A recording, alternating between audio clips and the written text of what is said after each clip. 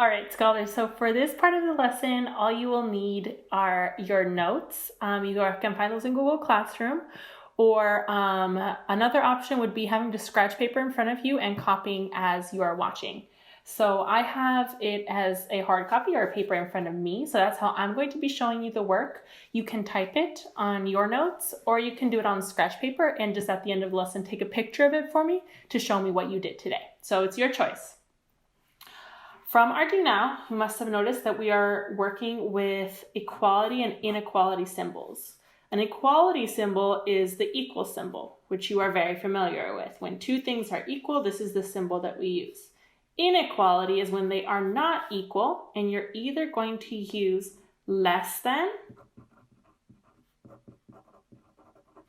or greater than.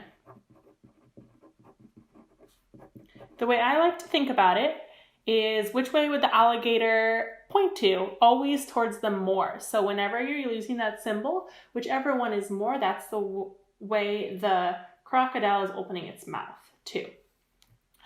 Our key point for today is about using these symbols. What do we use them for? We use them for comparing two things. For example, is 4 more than 2? Yes, so we use the greater than symbol. So we are going to compare two things using these symbols. So our equal sign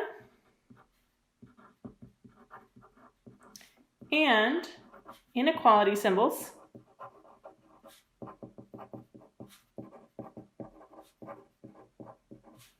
are used to compare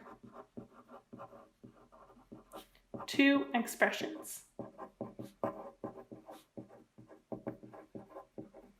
And because we're working with expressions, that's the difference between, let's say, first graders using these symbols versus sixth graders, which you guys are. We're going to be using expressions that we learned in Unit 6 when we were still in school. All right, we're going to look at example number 1 first. Which symbol would you use to compare the two expressions below? So I can see I have one expression right here, one expression right here. My first step when I see this is to simplify. Why do I want to simplify? Because looking at it is a little too complicated for me to know right away. So I'm first going to simplify. Looking at what I can combine, I see a 5 and I see a 10. Ooh, those are good. Those are constants. I can combine those. 5 plus 10 is 15. And I have my variable term, where there's a coefficient and a variable, 2n. That's going to be left alone because I don't have any more terms with variables. So it's 2n plus 15.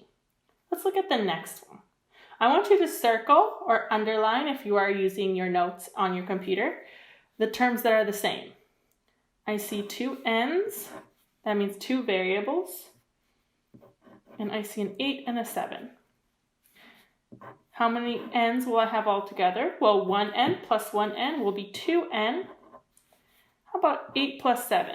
8 plus 7 is 15. So now I have 2n plus 15 on one side and 2n plus 15 on the other side. They are both now simplified. I can compare them. Which one is more, less, or are they equal? Well, looking at it, they look the same to me, so I think they are equal. These two are equal. How can I check my work? Checking your work is really important because sometimes we can simplify and make a mistake, but if you go back and check your work, you will always catch your own mistake. So what do we use to check work like this? Substitution. Substitution is when I choose any number for a variable. So I'm going to choose, let's do 2. Let's check out 2. So my first expression was 2n. What does that coefficient mean? That would be 2 times 2 plus 5 plus 10. My other one, same substitution. I will use 2 plus 8 plus 7 plus 2. And then I solve. 2 times 2 is 4 plus 5 plus 10.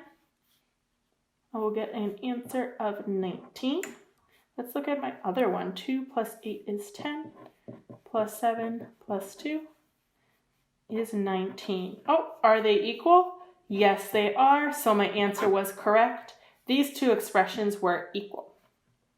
Let's look at one more example together, and then you will be asked to do this on your own. Let's look at example 2. Assuming that x is a positive number. The reason why they said that is because in 7th grade, you're going to be working with negative numbers, and it'll be totally different. But for now, we know that it's a positive number. Is the comparison below true or false? So it is saying that this expression is less than, I'm going to annotate it. I want you to do the same on your paper or on your notes. Less than 8 plus 2x.